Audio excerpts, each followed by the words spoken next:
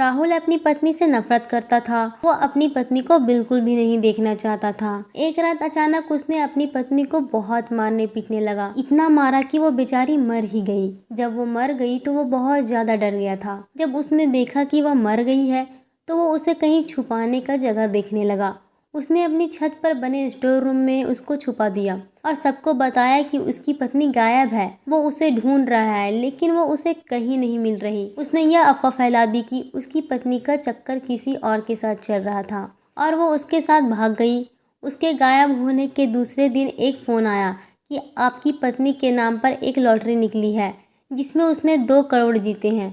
Lottery code लगाकर वो अपनी फैसले लेकर जा सकते हैं। लेकिन वो अपनी पत्नी को तो मार चुका था। जब उसे अपने किए पर बहुत ज़्यादा अफसोस हो रहा था, उसने अपनी सास को फ़ोन लगाया और उन्हें उस लॉटरी के बारे में बताया। फिर उसने लॉटरी कोड की बात पूछी तो उन्होंने बताया कि हाँ, उसने लॉटरी ली थी जिसका कोड वो अपने गले में बने ताबीज में रखी थी। जैसे ही रात में वो अपने घर की छत पर गया जहाँ उसने अपनी पत्नी की लाश छुपा रखी थी, वहाँ जाकर उसने जो देखा उसे देखकर उसकी रूह कांप गई। मेरा नाम राहुल है और मैं अपनी माँ और बहन भाई के साथ रहता हूँ। मेरी शादी मेरी माँ ने अपनी मर्जी की लड़की से करवा दी थी। उनका कहना था कि मैं उस लड़की के साथ बहुत खुशहाल रहूँगा और मैंने बचपन से ही अपनी ज़िंदगी में बहुत सारी परेशानियाँ देखी थी और मैंने अपना पूरा बचपन बहुत ही ज़्यादा गरीबी में गुजारा है। हमारे पिताजी बेचारे सुबह से लेकर शाम तक मजदूरी करते थे और उस पर जो भी उन्हें फैसला मिलती थी उसी से हमारा गुजारा होता था। उसी से हमारे पूरे घर का पालन पोषण होता था। माँ भी घर के हालात को देखते हुए पूरी कोशिश करती थी। वो भी थोड़ा बहुत कपड़े सिलने का काम करती थी ताकि मुश्किल वक्त में घर के लिए कुछ जोड़ सके और पिताजी का हाथ बता सके। इस तरह से हमने अपना पूरा बचपन गुजारा है और बड़े हुए हैं। मुझे ये गरीबी की ज़िंदगी बहुत बुरी लगती है। एक एक चीज़ के लिए बहुत सोचना पड़ता था। जब भी हम किसी को अच्छा कपड़ा पहनते देखते या अच्छा खाना खाते हुए देखते तो हमारा दिल भर आता। मैंने सोच लिया था कि मैं एक अमीर आदमी बनूंगा और एक अमीर लड़की से शादी करूंगा। मेरी शक्ल सूरत तो बहुत अच्छी थी, बस मेरी जेब खाली थी और हरकतें आवारा लड़कों जैसी थी। मैंने अपनी माँ से कहना शुरू कर दिया कि मेरी शादी किसी अमीर लड़की से करवा दें। मम्मी यह बात सुनकर पहले तो बहुत ज़्यादा परेशान हो गई, फिर मुझे डांटने लगी और कहने लगी कि गधे को ख्वाब में रानी नजर आने लगे। तुम गरीब की औलाद हो, गरीब ही बनकर रहो और गरीब की औकात जितनी देखो। पहले पढ़ो लिखो, आगे बढ़ो, किसी काबिल बनो, फिर किसी अमीर की बेटी को अपनी पत्नी बनाने की सोचो। अगर ऐसे ही आवारा रहोगे तो कौन पागल होगा जो तुम्हें अपनी बेटी से शादी करवाएगा। माँ कह तो बिल्कुल ठीक रही थी, लेकिन मैंने भी कसम खा ली थी कि अपनी बात से पीछे नहीं हटूंगा। शादी करूंगा तो एक अमीर लड़की से ही जो पैसे वाली हो और उसके बाप की दौलत से अपने ख्वाब पूरे करूंगा। फिर मैंने दिन रात मेहनत करना शुरू कर दिया क्योंकि आज के दौर की लड़कियां जेब से ज़्यादा शक्ल सूरत और पहनावे पर ध्यान देती है। मेरी शक्ल तो थी ही अच्छी, बस थोड़ा सा खुद को तराशना था। फिर मैंने किराए की दुकान से 2-4 जोड़े कपड़े उधार लिए, एक सूट बूट लिया जिनको पहनकर मैं और भी ज़्यादा हसीन और अमीर लगने लगा था। लोग मुझे देखकर समझते थे कि मैं किसी अमीर बाप का इकलौता औलाद हूँ और मैं ऐसे ही हालात में यूनिवर्सिटी जाकर घूमता फिरता काफ़ी टाइम तक ऐसे ही चलता रहा, लेकिन कोई काम नहीं बन सका। किसी लड़की ने मुझे भाव तक नहीं दिया, बल्कि उल्टा मैं कर्ज में डूब गया। मैंने मम्मी को कहा कि कर्ज उतार दो तो उन्होंने साफ साफ मना कर दिया। अब ऐसे कुछ कह नहीं सकता था तो मुझे खुद ही छोटा मोटा काम करना था ताकि मैं अपना कर्ज उतार सकूं, क्योंकि अगर मैंने कर्जा ना उतारा तो कर्जा देने वाला मेरा हाल बुरा कर देता। अमीर लड़की के चक्कर में मैं खुद भी सड़क पर आ जाता। फैशन तो दूर की बात है, अगर मैं काम नहीं करता तो मेरे जिस्म पर कपड़े भी नहीं रहते। इसलिए अब मैं छोटा मोटा काम करने लगा। रोज़ कुछ न कुछ कमाई हो जाती थी और कमाई में मैं खुद पर ही खर्च करता था ताकि मैं एक अमीर आदमी की तरह लगूं। कभी न कभी तो कोई अमीर लड़की से टकरा ही जाऊंगा। मेरी ज़िंदगी का सबसे बड़ा ख्वाब ही अमीर बनना था और सबसे बड़ा मकसद भी किसी अमीर की बेटी से शादी करना था। मैं दिन रात इसे ख्वाब के लिए मेहनत करता। दूसरी तरफ मेरी माँ ने देखा कि अब मैं काम करने लगा हूँ, थोड़ा बहुत कमाने लगा है। ठीक है, मैं पैसे घर में नहीं देता, लेकिन कम से कम अब कमा कर अपने पास ही रखता हूँ। अपने सारे शौक अपनी कमाई से पूरी करता हूँ। तो मम्मी ने यही समझा कि मुझ पर शायद उनकी नसीहत का असर होने लगा है और मैंने सच्चाई को अपना लिया है। इसलिए माँ ने मेरे लिए अपनी बराबर के लोगों में रिश्ता देखना शुरू कर दिया।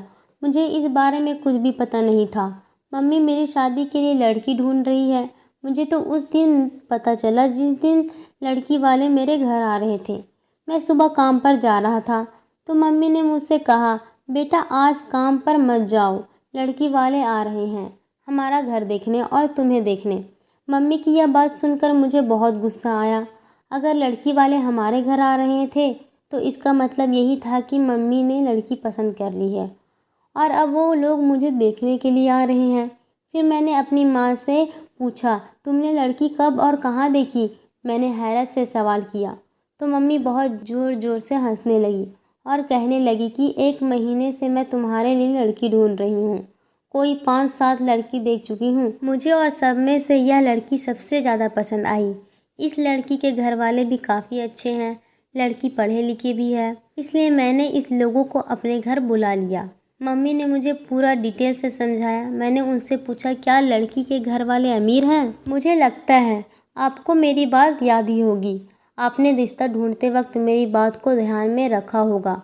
लेकिन मम्मी ने मुझे फिर से बहुत डांटा और समझाया और खूब बातें सुनाई। इससे पहले कि मैं मम्मी को कोई जवाब देता या मैं उन्हें कुछ समझाता, उसी वक्त लड़की वाले घर पर आ गए। मैंने बुरा सा मुंह बनाकर अपनी माँ को गुस्सा दिखाया, पर गुस्से का कोई असर उन पर नहीं हुआ। उन लोगों को हमारा घर बार बहुत अच्छा लगा। वो लोग वापस जाते वक्त हाँ कहकर चले गए।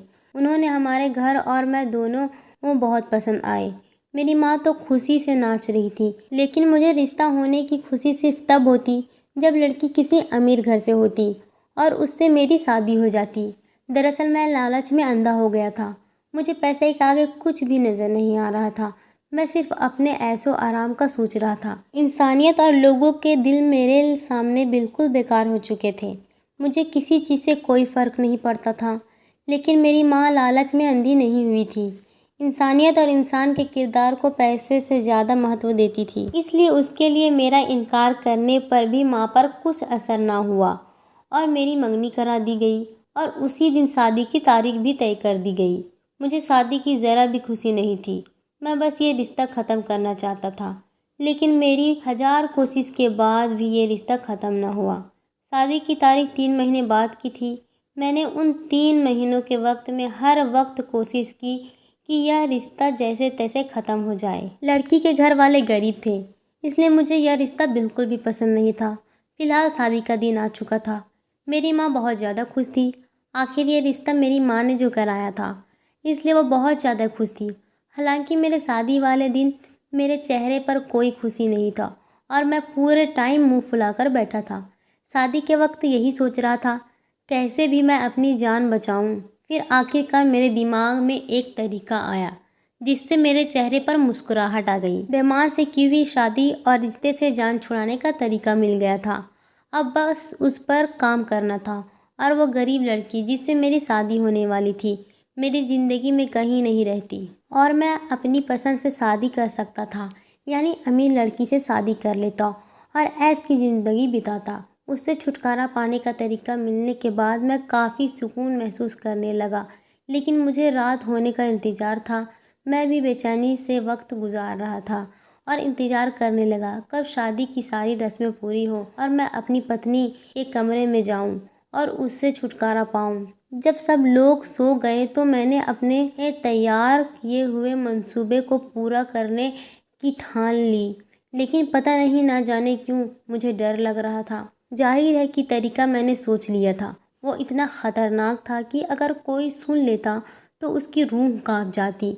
मैं सोच रहा था कि मैं जितनी जल्दी अपनी पत्नी से छुटकारा पाना उतना ही अच्छा होगा, लेकिन साथ ही उतना ही ज़्यादा मुझे डर लग रहा था। सारे कामों से निपटने के बाद जब मैं अपने कमरे में आया, अपनी पत्नी को बेड पर बैठा मेरा इंतज़ार करते देखा। उसे देखकर एकदम मेरे दिल को सुकून सा मिला और मैं अपनी योजना के बारे में भूल गया कि कौन ऐसा जालिम पति होगा खूबसूरत लड़की के पास जाकर इस मौके को गंवाना चाहेगा। वह भी तब जब लड़की उसके पूरे तरीके से हो और वह उस पर पूरा हक रखता हो।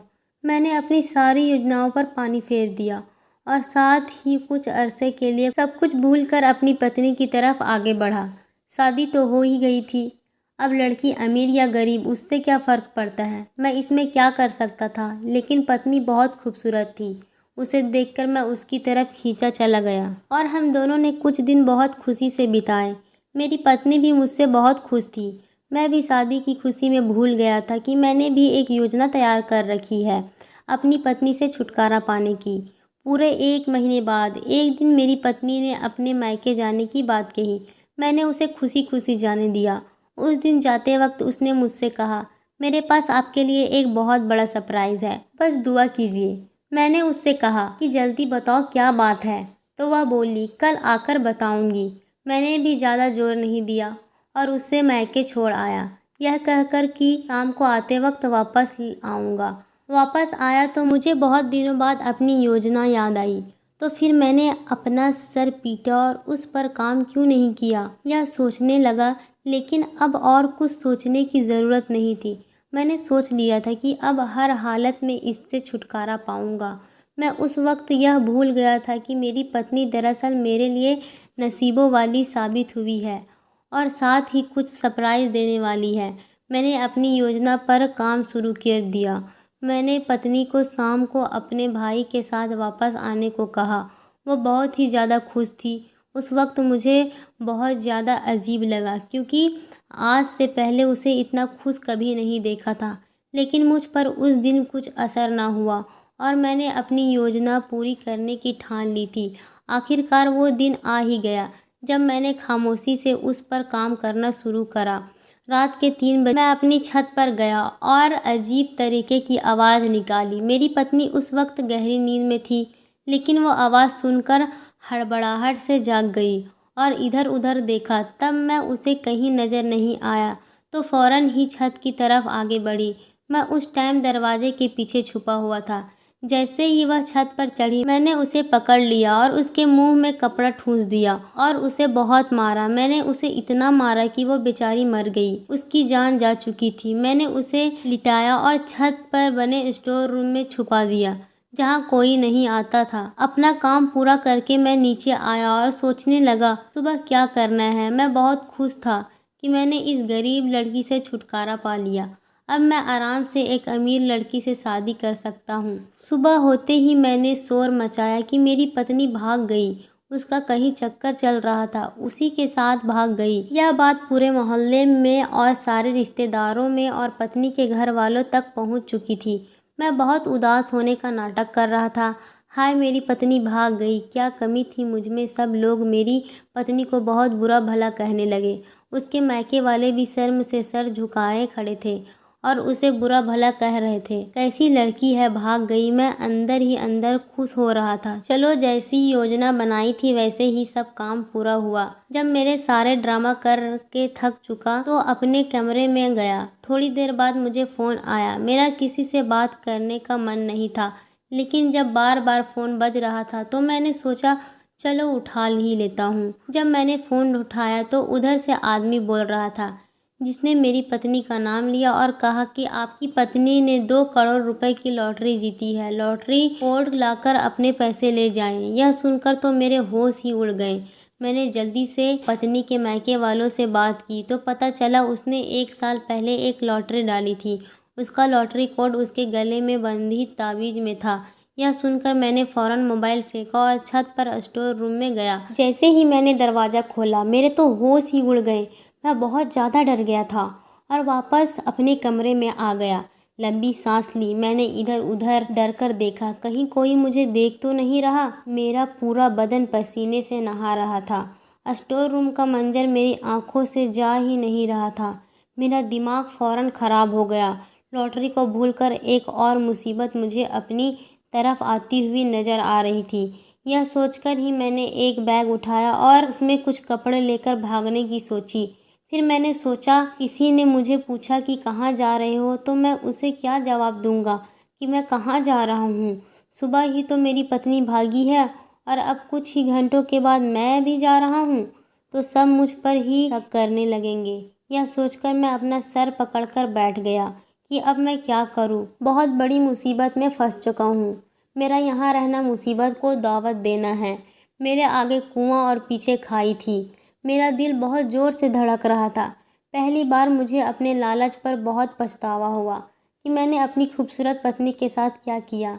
मैंने सोचा दिन में निकलूँगा तो सब मुझ पर ही शक करेंगे। तब मैंने सोचा कि रात का इंतज़ार करता हूँ, वही सही मौका होगा यहाँ से भागने का। यह सोचकर ही मैंने अपना बैग पैक करके साइड में रख दिया था। अब मैं अपने कमरे से बाहर निकल आया। मैंने थोड़ी देर रोने धोने का ड्रामा और करा। अब मुझे यह ड्रामा करते वक्त डर लग रहा था। ऐसा लग रहा था जैसे हर कोई मुझ पर ही शक कर रहा हो।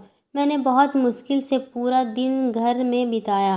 रात होते ही मैं कमरे में आ गया और 12 बजने का इंतज़ार करने लगा। तभी मेरी माँ मेरे कमरे में आई और मैंने उन्हें अचानक कमरे में देखकर पूछा कि क्या हुआ माँ, सोई नहीं अभी तक? मेरी माँ मुझे शक की नज़रों से देख रही थी। वो मेरे पास बैठी और उन्होंने कहा, तेरा चेहरा क्यों उतरा हुआ है? तू बहुत ज़्यादा परेशान लग रहा है। सब ठीक तो है? मम्मी के इन सवालों से मैं घबरा गया। मैंने अपनी हरकत बताने की सोची लेकिन फिर डर गया और मैंने उनसे कहा कि जिसकी पत्नी भाग जाए वो परेशान नहीं होगा तो क्या खुश होगा?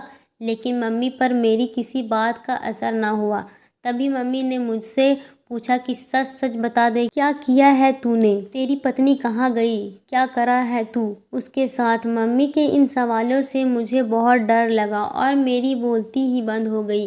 तो मैंने घबराते हुए जवाब दिया, कुछ भी नहीं। मैं समझ गया था कि मेरी माँ को मुझ पर शक हो गया। अब यहाँ से फरार होने का कोई रास्ता नहीं है और अब वो सारा सच जान कर ही रहेगी। फिर मैंने डरते हुए अपनी माँ को सारा सच बताया। मेरी माँ सारा सच सुनकर बहुत रोई। थोड़ी देर तक उसने कुछ भी बोला नहीं गया। वो बार बार एक ही सवाल मुझसे पूछ रही थी कि जो तुमने कहा क्या वह सच है? मम्मी हाय तौबा करे जा रही थी। वो सब देखकर मेरी जान लटक गई। मेरी माँ ने मुझसे कहा, मुझे लगता है तेरी पत्नी कोई जादूगरनी है या कोई बुरा साया है। मम्मी ने ये कहा तो मैंने डर के मारे इधर उधर नज़रें फेर ली। फिर मैंने माँ को बताया कि मैं यह शहर छोड़कर जा रहा हूँ। माँ ने मुझे बहुत रोका कि मत जाओ, उल्टा मुसीबत तुम्हारे गले पड़ जाएगी। लेकिन मैंने उनकी एक ना सुनी और बैग उठाकर घर से बाहर निकल गया। अभी मैं निकलने ही वाला था कि मेरे नंबर पर ससुराल से कॉल आई। जब मैंने फ़ोन उठाया, जो उन्होंने मुझसे कहा उसे सुनकर मेरे पैरों तले से ज़मीन निकल गई। मैंने फ़ौरन ही वहाँ से भागना चाहा, लेकिन तभी घर के बाहर बहुत सी आवाज़ें आने लगी और कोई दरवाज़ा खटखटाने लगा। मैंने घर वालों से कहा कि दरवाज़ा मत खोलो, लेकिन आने वाला दरवाज़ा तोड़कर अंदर आ चुके थे और साथ ही पुलिस को साथ ले आए थे। मेरे हाथ से बैग छूट गया और मैं वहीं सब देखकर सदमे में ज़मीन पर बैठ गया। दरवाजे पर मेरे ससुराल वाले और पुलिस मौजूद थी। मेरी सास ने खामोशी से मुझे देखा और जैसे ही थोड़ा आगे होकर साइड में हुई, उनके पीछे मेरी पत्नी खड़ी थी, जिसे देखकर मेरी और मेरी माँ की चीख निकल गई। उसी समय मुझे मेरी माँ की वह बात याद आई कि तेरी पत्नी शायद कोई जादूगरनी है। यह सोचकर ही मैं काँप रहा था कि मेरी सास के पीछे जो लड़की खड़ी है वो मेरी पत्नी है और मेरे ससुर ने जो बात कॉल पर कही, उसने यह कहा कि तुम्हारी भागी हुई बीवी हम लेकर घर आ रहे हैं। मेरी पत्नी सही सलामत उनके साथ खड़ी थी। मुझे बहुत अच्छे से याद है कि मैंने उसे बहुत मारा था, जिससे उसकी सांस रुक गई थी और वो वहीं मर गई थी। ये सब सोचकर ही मेरा दिमाग घूमने लगा। आखिर ये सब हुआ क्या? मेरे ससुराल वाले कैसे आ गए? उन्होंने कहा, बेटा तुम्हारी भागी हुई पत्नी को हम वापस लेकर आए हैं और उन्होंने कहा कि बेटा हमें माफ़ कर देना कि हमारी बेटी ने ऐसी हरकत करी, लेकिन अगर अब यह ऐसा कुछ करे तो इसे जिंदा ज़मीन में गाड़ देना। मेरे ससुर ने मेरी पत्नी का हाथ मेरे हाथ में देते हुए शर्मिंदा होकर कहा और मैं यह सोच रहा था कि वो लोग मुझे कत्ल के केस में गिरफ्तार करवाने आए हैं, लेकिन ऐसा कुछ भी नहीं था। वो लोग मेरी पत्नी को मेरे पास छोड़कर पुलिस को लेकर वापस चले गए। लेकिन मेरी पत्नी के सवाल अभी भी बाकी हैं। मैंने अपनी पत्नी की तरफ देखा जो खामोशी से अंदर चली गई। मैंने मम्मी के चेहरे को हैरत के साथ देखा। मम्मी खुद बहुत परेशान थी, डरी हुई थी। वो भी मेरे साथ अंदर चली गई। जहाँ मेरी पत्नी बैठी थी। जब हम अंदर पहुँचे, उसने खुद बात शुरू की और कहा, आप लोग हैरत में होंगे कि एक मरी हुई लड़की जिंदा कैसे हो गई। यकीनन आप लोग मेरे ऊपर चुड़ैल होने का शक कर रहे होंगे। मेरी पत्नी खास तौर से मुझे कह रही थी, लेकिन उसके बोलने के तरीके में कोई सख्ती नहीं थी। और जो मम्मी उस पर चुड़ैल होने का शक कर रही थी, उसने शायद हमारे दिमाग पर लिए थे और मम्मी भी उसकी इस बात पर चौंक गई। मेरी पत्नी ने हम सबकी तरफ देखा और कहा, मैं आपको बताती हूँ आखिर हुआ क्या। शादी से पहले जब मेरी मम्मी ने मेरे सामने यह रिश्ता रखा तो मैं बिल्कुल भी खुश नहीं थी, क्योंकि एक तो आप गरीब थे और ऊपर से मुझे यही गुमान था कि आप बदसूरत भी होंगे। मैं एक खूबसूरत पति चाहती थी कि मेरी शादी किसी ऐसे इंसान से हो जो मुझसे भी ज़्यादा खूबसूरत हो। मैंने बहुत मना किए अपने घर वालों से, लेकिन कोई नहीं माना। लेकिन जब मैंने आपको देखा तो मैं बहुत ज़्यादा खुश हो गई कि मुझे मुझसे भी ज़्यादा खूबसूरत पति मिला है। और जब मैंने अपने आप को आपके साथ देखा तो हम दोनों साथ में बहुत ज़्यादा अच्छे लग रहे थे। उसके बाद जैसे हमने साथ में समय बिताया तो मुझे अंदाज़ा हो गया कि आप गरीब की ज़िंदगी से बहुत परेशान हैं। मेरा बहुत दिल करता था कि मैं आपके लिए कुछ करूं। उन्हीं दिनों मेरी एक बहन ने मुझे एक लॉटरी के बारे में बताया। मैंने अपनी सलामी के पैसे से लॉटरी डाली और सोचा इनाम निकलेगा तो मैं आपको एक अच्छा सा तोहफा दूंगी। मैंने अपने मायके वालों को समझा दिया था, अगर कभी आपके सामने यह बात आए तो कह देना कि लॉटरी मैंने शादी से पहले डाली थी, क्योंकि मैं यह नहीं चाहती थी कि आप यह समझे कि मैंने आपके गरीबी देखकर लॉटरी डाली है। मुझे लगा कि शायद आपको बुरा लग जाए। घर से जब मैं उस दिन मायके जा रही थी तो बहन ने मुझे बताया कि तुम्हारी लॉटरी निकल आई है। मैं बहुत ज़्यादा खुश थी। मैं मायके गई तो सोचा कि खुद ही लॉटरी कोड डालकर पैसे निकाल लूँगी, लेकिन फिर ख्याल आया जब आपको कॉल आएगी तो आप इतना ज़्यादा खुश होंगे, इसलिए मैंने आपका नंबर वहाँ दिया और आपको फ़ोन करवाया। आपको कॉल करके खुशखबरी दी। मैंने उस दिन आपसे कहा था ना कि वापस आकर सरप्राइज़ दूँगी। मेरे पास तो लॉटरी वाले खुशखबरी थी और दूसरी ये कि मैं माँ बनने वाली थी, लेकिन उससे पहले ही आपने मुझे कत्ल करना चाहा। मैंने जब आपको जानवर की तरह मुझे मारते हुए देखा तो मैंने सांस रोककर ड्रामा करा कि मैं मर चुकी हूँ ताकि मेरी जान बच जाए और मुझे मुर्दा समझकर फेंक दे और चले जाएं। जब चले जाएंगे तो मैं उठकर अपने रास्ते चली आऊँगी। जब आप मुझे मरा हुआ समझकर चले गए तो मैं उठी और अपने जख्मों को चेक करके घर से निकली और अपने पापा को कॉल किया। वो मुझे लेने के लिए आए और मैं उनके साथ अपने मायके चली गई। वहाँ मैंने अपनी मरहम पट्टी करवाई। मेरे घर वालों ने मुझसे कहा कि आप पर केस करवाना चाहिए, लेकिन उससे पहले वह ऐसा करते। मैंने उन्हें बताया कि मेरे होने वाले बच्चे के बाप हुआ। मैंने उनसे कहा कि आप लोग ऐसा कुछ ना करें, मुझसे ये सब बर्दाश्त नहीं होगा। फिर मैंने एक योजना बनाई थी कि मैंने कैसे अपने आप को पुलिस के हवाले किया। मेरे मायके वालों को मैं कहाँ मिली, फिर वो मुझे लेकर आपके पास आए और आपके हवाले कर यहाँ से चले गए। मेरे बाप ने मेरा बहुत साथ दिया। मेरी पत्नी ने जब सारी कहानी बताकर ख़त्म की, मेरे घर वालों को बहुत हैरत हो रही थी। इतना कुछ हो जाने के बाद भी यह औरत वापस कैसे आ सकती है मुझ जैसे जानवर के पास। फिर मुझे समझ आई कि मैं अपना भरोसा खो चुका हूँ। वो बस हमारे होने वाले बच्चे की वजह से वापस आई थी और यह सब अजूबा ही था कि मैंने उसे इस कदर मारा था, उसके बाद भी बच्चा सही सलामत था। यह सब सोचकर ही मैं अपनी पत्नी के पैरों में गिर गया और उसे सच्चे दिल से माफ़ी मांगी और खुदा से भी। इसके बाद मैंने अपनी पत्नी को कहा, मुझे लॉटरी में निकलने वाली रकम भी नहीं चाहिए और वे गरीब लोगों में बांट देंगे और मैं मेहनत करके हलाल रोटी कमा लूँगा। और उसके बाद मेरी पत्नी ने वह इनाम गरीबों में बांट दिया और मैंने अपने लालच से तौबा कर ली और बहुत मेहनत करना शुरू कर दिया। मेरी पत्नी बहुत अरसों तक मुझसे दूर रही, लेकिन जब खुदा ने हमें एक प्यारी सी बेटी दी तो मेरी पत्नी का दिल भी नरम पड़ गया और मैं अपनी पत्नी का बहुत शुक्रगुजार था। उसके बाद से मेरी उससे मोहब्बत और भी ज़्यादा बढ़ गई और उसकी मोहब्बत ने फिर मेरी दुनिया ही बदल दी। दोस्तों, आशा करती हूँ कि आपको हमारी कहानी पसंद आई होगी।